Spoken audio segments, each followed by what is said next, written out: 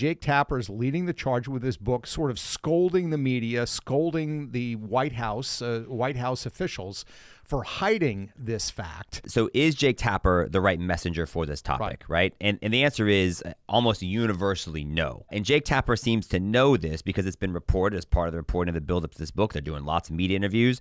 Jake Tapper has hired a PR crisis firm because he knows that bad stuff's coming, and we'll talk about his capacity to deal with bad stuff. You've seen a lot of different pushback. I've heard you say the internet's real, and so people understand why Jake Tapper, like he's dismissed Laura Trump famously for trying to raise the cognitive decline. Yeah. But more than that, right? Forget about like dismissing a Trump attack on a political opponent's cognitive ability.